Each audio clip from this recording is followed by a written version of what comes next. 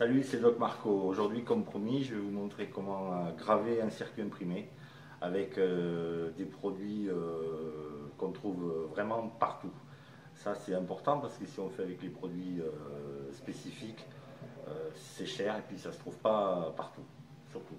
Donc, on va avoir besoin de quoi? On va avoir besoin d'une insoleuse ou d'une source de lumière ultraviolette.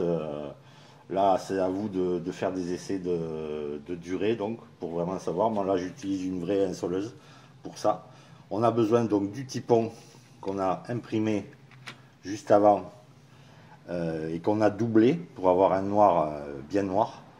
Alors, il faut surtout se débrouiller pour que le côté encre soit contre le cuivre. C'est important parce que sinon, rien que l'épaisseur de plastique pourrait diffuser la lumière un petit peu sur les côtés, ça serait baveux, ça serait pas terrible. Donc moi, ce que je fais, c'est que sur tous mes circuits, je mets du texte, comme ça je sais exactement dans quel sens le mettre, il n'y a pas de souci. Donc voilà, là je le mets comme ça. Après, il va nous falloir un petit bout de circuit imprimé vierge. Alors là, ça c'est très important. Si vous voulez vraiment avoir des résultats à 100% gagnant, faut utiliser ce genre de plaque. C'est de la Bungard. Donc on la repère avec son plastique de protection bleu. C'est vraiment la carte qui me donne vraiment les meilleurs résultats. Donc c'est présensibilisé, on enlèvera la protection tout à l'heure.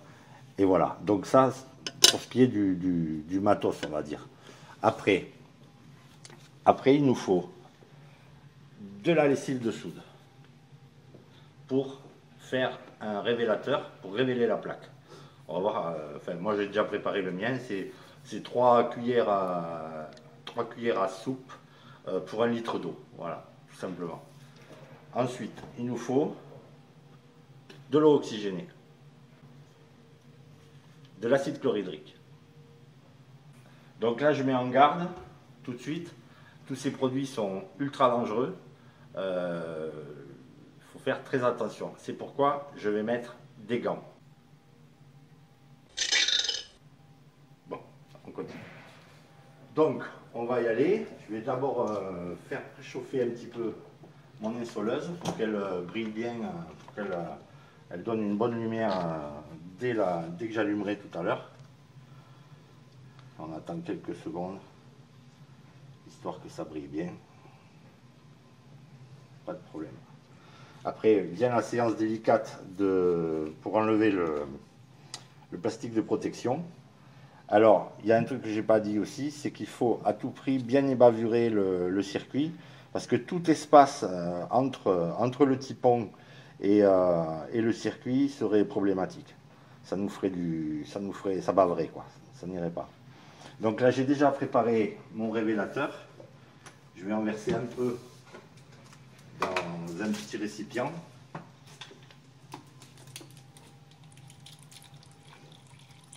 Voilà, très peu, c'est pas la peine.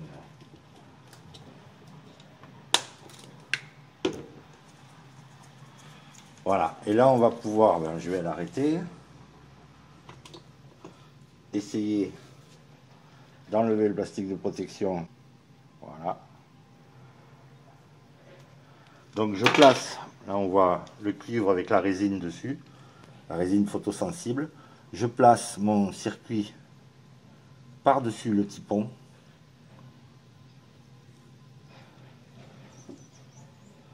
Je mets un peu de poids dessus, toujours pour éviter vraiment tout espace. Et là je vais déclencher encore une application de téléphone, un chronomètre. Pour à peu près, moi, 1 minute 15, ça devrait le faire. C'est pas ça, où est-ce que c'est là. Voilà. On a 0. Et c'est parti pour à peu près 1 minute 15. Alors, on arrive bientôt.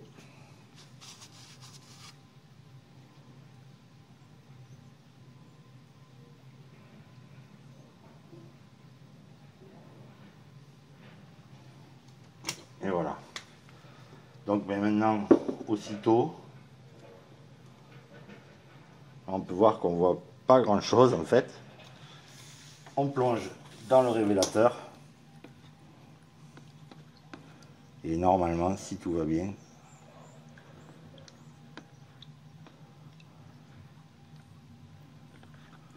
voilà, là ça rappelle un petit peu la belle époque de la photo argentique. Pas avoir peur de frotter. Normalement la résine qui doit rester accrochée reste accrochée. Bon, je pense que là vraiment c'est pas mal. Donc là maintenant la préparation, important, il va nous falloir de l'eau, ça jusque là c'est pas compliqué, il va nous falloir de l'eau oxygénée et de l'acide chlorhydrique. Alors toujours verser l'acide dans l'eau. Pour s'en rappeler c'est facile, il suffit de se dire acide dans l'eau, bravo, eau dans acide, suicide. C'est vraiment important, sinon ça dégagerait des fumées, ce serait pas terrible à respirer. Donc on y va. Donc, là, je vais mettre l'eau oxygénée. Donc les proportions, mais c'est très simple, c'est un tiers de chaque. Il n'y a pas plus simple. Alors avant on faisait avec de la perchlorure de fer, mais alors, je ne vous raconte pas. Ça tâche, c'est une horreur, il y en a partout, enfin, bref. Là il faut être, on va dire, méticuleux.